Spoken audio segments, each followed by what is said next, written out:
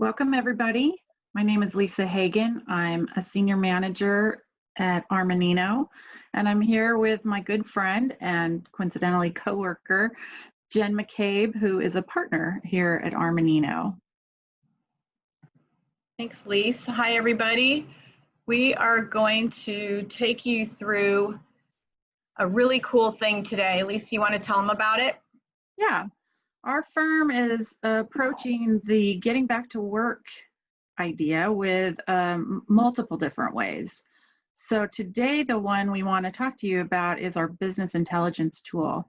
It's a free resource to everybody out there. It's accessible through our website, and it's amazing the amount of information that you can get out of this thing. We're really, really enjoying all of the data that we can pull from this. Okay, are you ready for me to switch screens and start going for it? Well, let's talk about how we're going to do part 2 of Return to Work. And that part will talk about some of the other things that we've got going on here, another technology option, a tool that we've developed. It's an app. We'll talk about how we're going to look at policies and operations and also some effects that are, well, the impact that is going to happen with state and local taxes. So come back to for part 2. But yes, I'm ready for you to show us the tool, the BI tool. Okay, you cut out there for a second. So we're going to the Power App next time around. Today is just the BI tool, and let me escape from there. Walk us through it. Okay. Can you see my screen okay? Yep, looks good.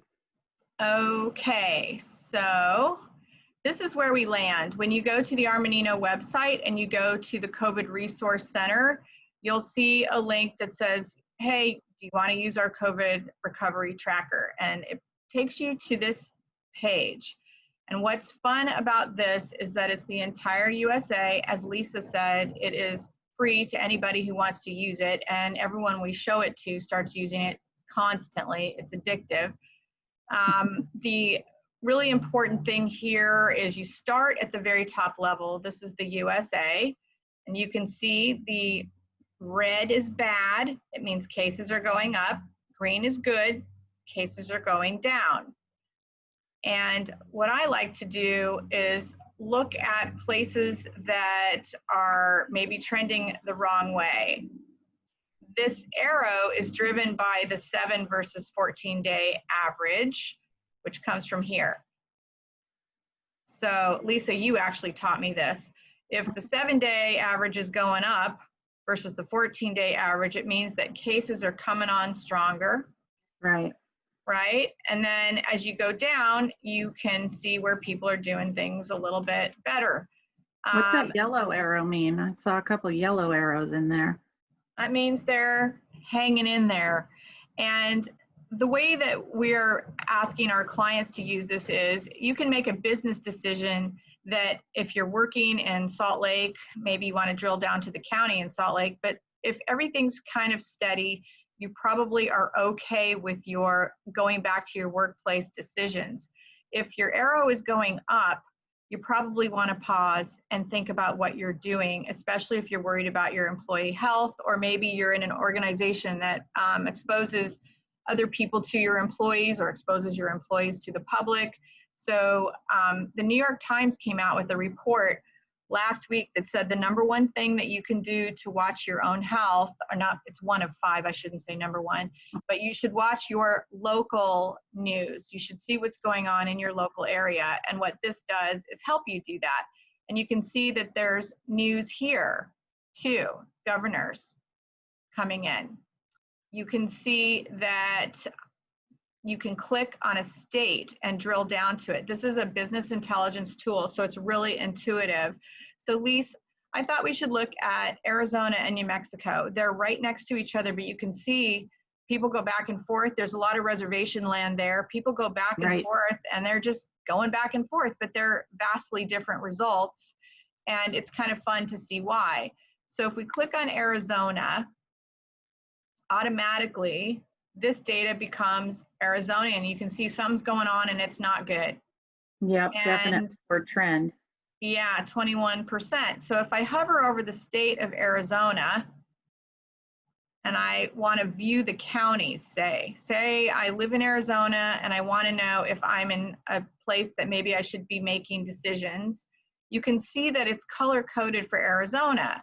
You can see that the governor has a stay-at-home order that expired on May 15th. All right, so that was a month ago. Cases are now steeply going up. You can see that this is about May 17th.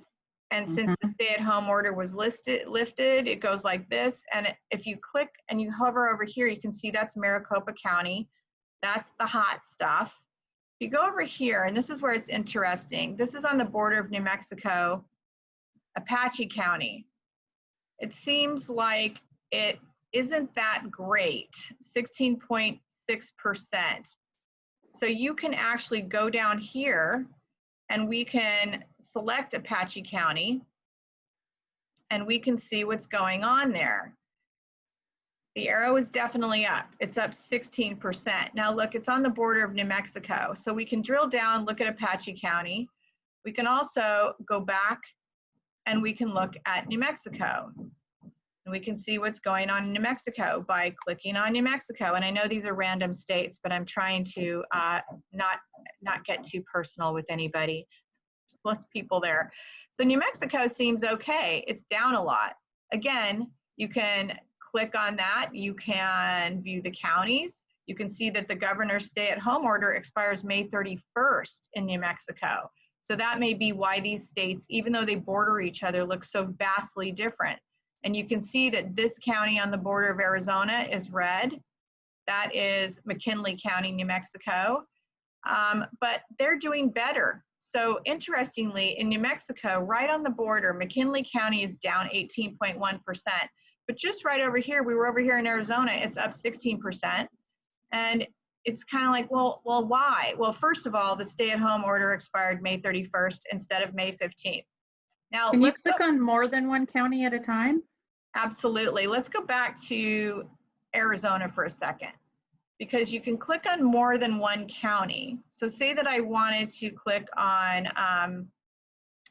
let's look at counties here. And I don't really know Arizona. So if I view the counties, instead of the states over there, it lists all the counties.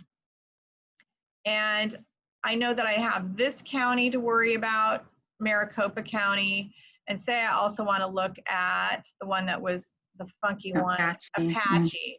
So say I select Apache, and I also go down to, what was that, Bernalillo? Maricopa. Maricopa. Yep. Yeah, Bernalillo's in New Mexico. All right. So these two, you can see the case trends. They're definitely going up. And so then the next thing you do is you scroll down and go, I wonder why that is. And it's not that we can tell you exactly why it is, but the next thing that's happening here is foot traffic is being recorded. So if you drive or walk around with your cell phone on your body, the data is here. It's being pulled in, and you can see what's interesting is people are going to parks now, way more than they did pre-pandemic.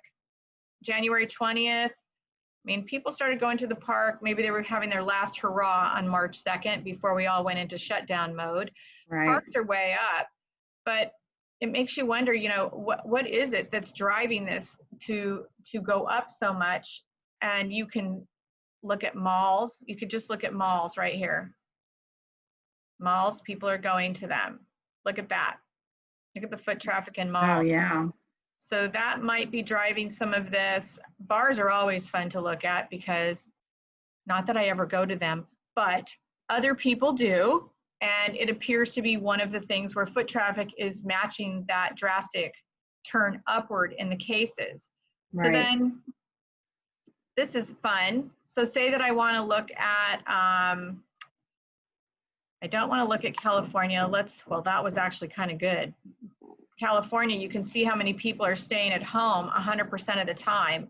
So this is interesting. So in Washington, D.C., where people govern, they're not going out of the house. They're still staying at home 42% of the time. In Arizona, only 33% of the people are staying home, but still that's pretty high considering they're told they can go anywhere they want.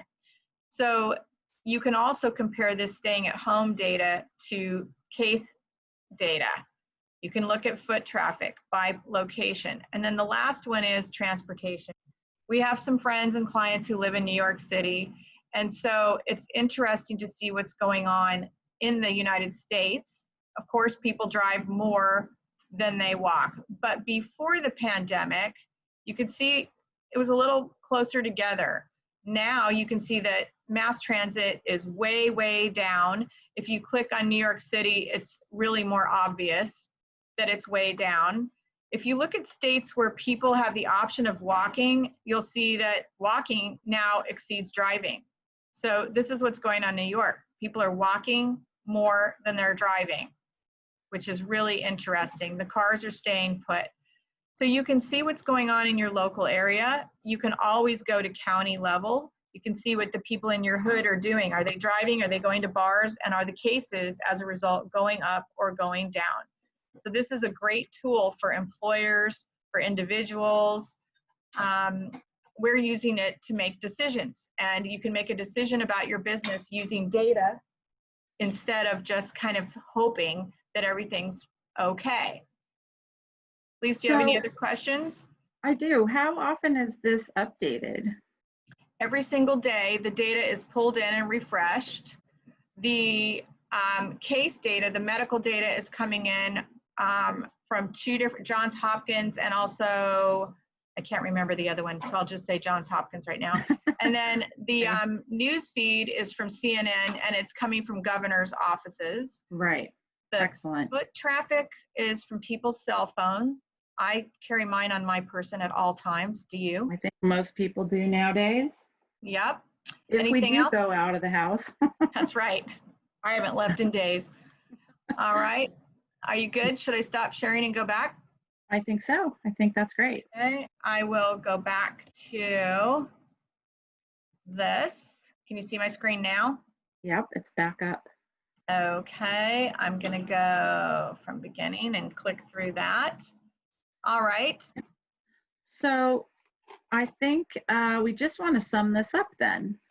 Basically, what we've just gone through with this tool is how to use this information to make decisions for your business. And in summary, you can look at data from a national level, from a state and county level. We can look at foot traffic, government comments, how to get around, how people are getting around, and use that to make decisions for when do we reopen, how do we set up policies for our offices, and how will some of these things be expected to affect us. So it's easy to get into the tracker.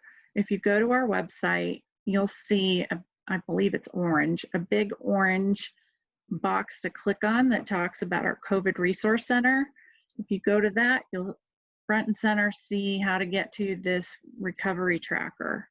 I'll go back to, we'll be showing people this. If you're looking at this slide, you can see the link to the tracker. That's right. That's how you get there. It is no problem, and it does all kinds of great stuff for you. You can, we didn't talk about this, you could select daycare, you could select movie theaters, office spaces, you can go by county, as Lisa said.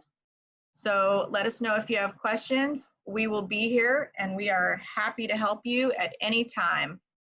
Here's our contact information. Feel free to reach out. Thank you. Thanks, everybody.